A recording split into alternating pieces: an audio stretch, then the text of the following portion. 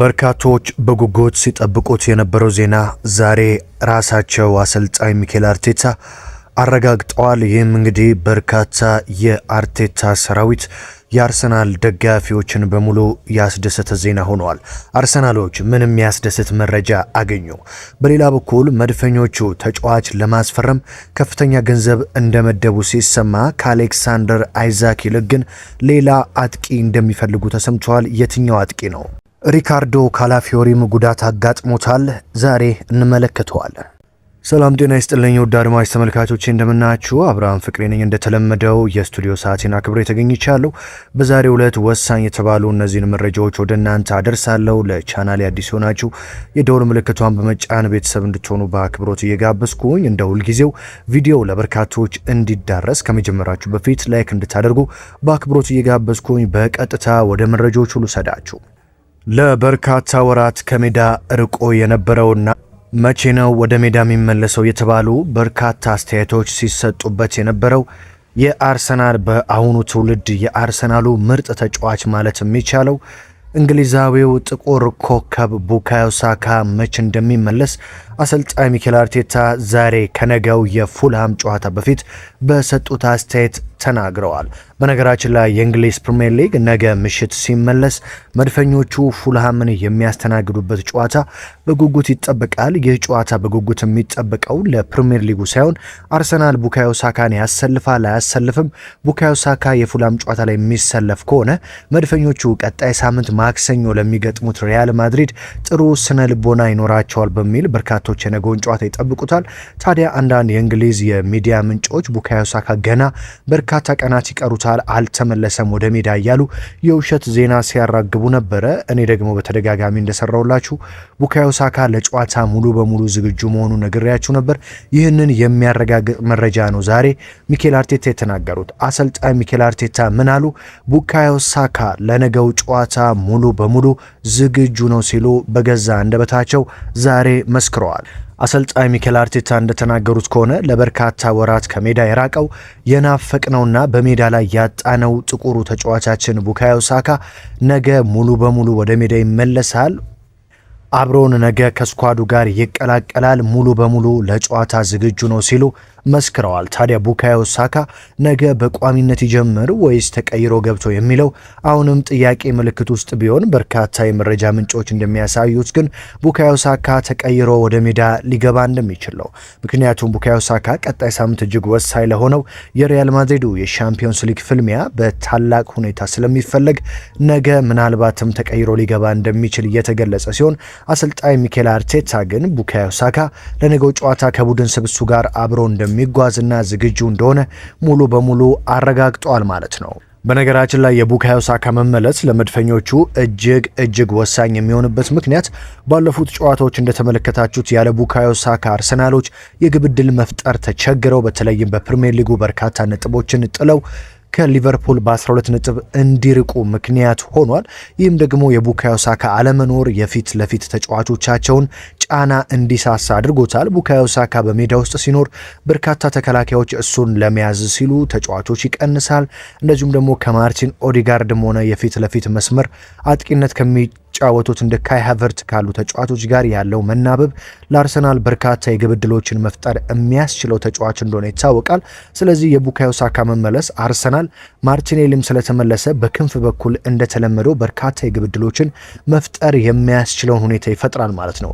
ታዲያ የቡካዮ ሳካ ወደ ሜዳ መመለስ ሚኬል ሜሪኖን ከአጥቂነት ስፍራው ሊያነሳው ይችላል የሚሉ መረጃዎች ቢኖሩም ነገር ግን ሚኬል ሜሪኖ ቡካዮ ሳካ ማርቲኔሊ ቢመለሱም አሁንም በፊት ለፊት መስመር አጥቂነት ሊቀጥል እንደሚችል መረጃዎች ያሳያሉ። ካልሆነም ሊያንድሮ ትሮሳርድ ሚኬል ሜሪኖን ተክቶ በአጥቂ በ9 ቁጥር ስፍራ ላይ ሊሰለፍ እንደሚችል ነው የተለያዩ መረጃዎች የሚያሳዩት።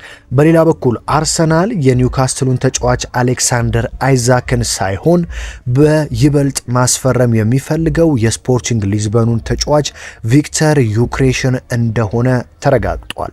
ዘ አትሌቲክስ ዛሬ ጠዋት ይዞት በወጣው መረጃ መሰረት አርሰናል አርሰናል ከአሌክሳንደር አይዛክ ይልቅ ማስፈረም የሚፈልገው የ26 ዓመቱ ስዊድናዊውን አጥቂ ቪክተር ዩክሬሽ ነው ሲል እንግዲህ ተናግሯል። እንደዛ አትሌቲክስ ዘገባ ከሆነ አርሰናሎች ስማቸው ከኒውካስል ዩናይትዱ አጥቂ አሌክሳንደር አይዛክ እንደዚሁም ከጀርመኑ አርቢ ሌይፕዚግ ተጫዋች ቤንጃሚን ሼሽኮ ጋር ስማቸው ሲያያዝ ነበር።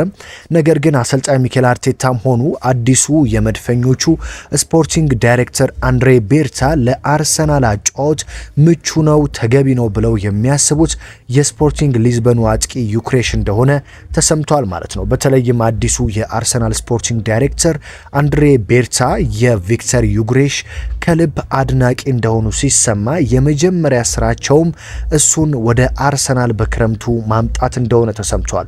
በነገራችን ላይ አንድሬ ቤርታ ዛሬ ከቡካዮ ሳካ ወኪሎች ጋር ውሉን በማራዘም ሂደት መነጋገር ጀምረዋል። ቡካዮ ሳካ በአርሰናል ቤት እስከ 2027 የሚያቆየው ውል ቢኖረውም በርካታ ትልልቅ የአውሮፓ ክለቦች ይህንን ተጫዋች በትልቅ ገንዘብ ውሉን አፍርሰው መውሰድ ስለሚፈልጉ አርሰናሎች እንደዚሁም አዲሱ ስፖርቲንግ ዳይሬክተር አንድሬ ቤርታ የቡካዮ ሳካን ውል ለማራዘም ዛሬ ንግግር ጀምረዋል።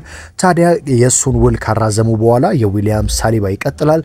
በመቀጠል ልክ ክረምት እንደመጣ የአንድሬ ቤርታ የመጀመሪያ ስራቸው ይህንን ስዊድናዊ የ26 ዓመት አጥቂ ቪክተር ዩክሬሽን ወደ አርሰናል ስብስብ ማምጣት ነው። በነገራችን ላይ ዩክሬሽ እንግዲህ በስፖርቲንግ ሊዝበን በተለይም አሁን ማንቸስተር ዩናይትድን በተረከቡት አሰልጣኝ ሩበን አሞሪም ስር እጅግ ጨራሽ አይምሬ አጥቂ እንደሆነ ይታወቃል።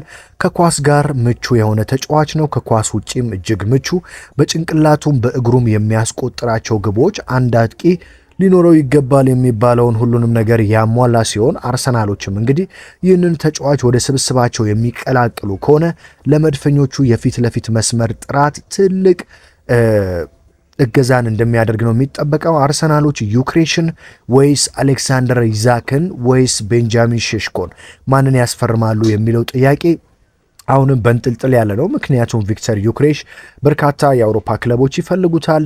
አብሮት የሰራው ሩበን አሞሪምም ወደ ዩናይትድ እንዲመጣለት ይፈልጋል። በተለይም ማንቸስተር ዩናይትድ የአውሮፓ ሊግ ዋንጫን የሚያሳካ ከሆነ የአውሮፓ ሻምፒዮንስ ሊግን ስለሚሳተፍ ቪክተር ዩክሬሽ ወደዛም ሊያቀና ይችላል። ዩክሬሽ የአውሮፓ ሻምፒዮንስ ሊግን የሚሳተፍ ቡድን ነው መቀላቀል የሚፈልገው። ስለዚህ ዩናይትድ የአውሮፓ ሻምፒዮንስ ሊግን የማይቀላቀል ከሆነ ምናልባትም አርሰናልን ሊቀላቀል እንደሚችል ነው በርካታ ምንጮች የሚያሳዩት ማለት ነው። በነገራችን ላይ የአውሮፓ የወርቅ ዋንጫን በአሁኑ ሰዓት ቪክተር ዩክሬሽ እንግዲህ በ30 አካባቢ በሚጠጉ ግቦች እየመራ ይገኛል።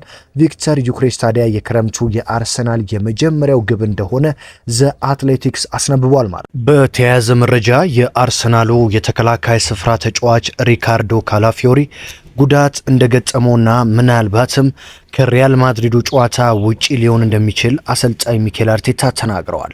ካላፊዮሪ ለምን ያህል ጊዜ ከሜዳ ይርቃል ተብለው የተጠየቁት አሰልጣኝ ሚኬል አርቴታ የአርሰናሉ የተከላካይ ስፍራ ተጫዋች ሪካርዶ ካላፊዮሪ ለሀገሩ ጣሊያን ብሔራዊ ቡድን ግልጋሎት በመስጠት ላይ ያለ ጉዳት እንዳጋጠመው ይታወሳል። ተጫዋቹ ባጋጠመው ጉዳት ምክንያት ለሳምንታት ከሜዳ እንደሚርቅ አሰልጣኝ ሚኬል አርቴታ አረጋግጠዋል። አሰልጣኝ ሚኬል አርቴታ እንደተናገሩት ከሆነ ካላፊዮሪ ለሳምንታት ከሜዳ ይርቃል፣ ነገር ግን ጉዳቱ ከዚህ የከፋ ሊሆንም ይችላል ሲሉ አሰልጣኝ ሚኬል አርቴታ ተናግረዋል። አርቴታ አክለውም ካላፊዮሪ በብሔራዊ ቡድን መጎዳቱን አለመታደል ሲሉ የገለጹት ሲሆን ለሳምንታት ብቻ ከሜዳ እንደሚርቅ ተስፋ እናደርጋለን ብለዋል። በነገራችን ላይ ሪካርዶ ካላፊዮሪ በበርካታ ጉዳቶች የሚታማ ተጫዋች ነው። በዚህ ዓመት ብቻ በርካታ ከትንሽ እስከ ትልቅ ጉዳቶችን የሚያስተናግድ ተጫዋች በመሆኑ የፊትነስ ጥያቄ ይነሳበታል። ታዲያ አሰልጣኝ ሚኬል አርቴታ የሱ ከሪያል ማድሪድ ጨዋታ ውጪ ሊሆን እንደሚችል ተናግረዋል። ነገር ግን ለአርሰናሎች ብዙም የሚያሰጋ አይመስልም። ምናልባትም ማይልስ ሉዊስ ስኬሊ ምንም አይነት ካርዶችን የማይመለከት ከሆነ እሱን በደንብ መጠቀም ይችላሉ።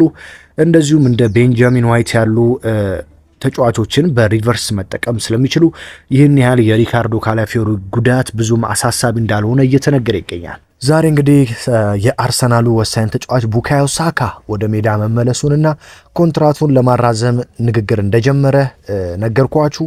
እንደዚሁም ደግሞ መድፈኞቹ ከአሌክሳንደር አይዛክ እና ቤንጃሚን ሼሽኮ ይልቅ ስዊድናዊው የ26 ዓመት አጥቂ ቪክተር ዩክሬሽን ወደ ስብስባቸው ማምጣት እንደሚፈልግ ተነጋገርን። አብራችሁኝ ስለነበራችሁ ከልብ አመሰግናለሁ። ውድ አድማጭ ተመልካቾቼ ይህ ተወዳጁ የስፖርት ቻናላችን ነው። በየዕለቱ ወሳኝ መረጃዎችን፣ ስፖርታዊ ጥንክሮችን ለማዳመጥ ትክክለኛው ቦታ ናችሁ። የደውል ምልክቷን ተጭናችሁ ቤተሰብ መሆን ትችላላችሁ። በሌላ መረጃ በሌላ ጥንክር እስከምንገናኝ ሰላም ተመኘውላችሁ።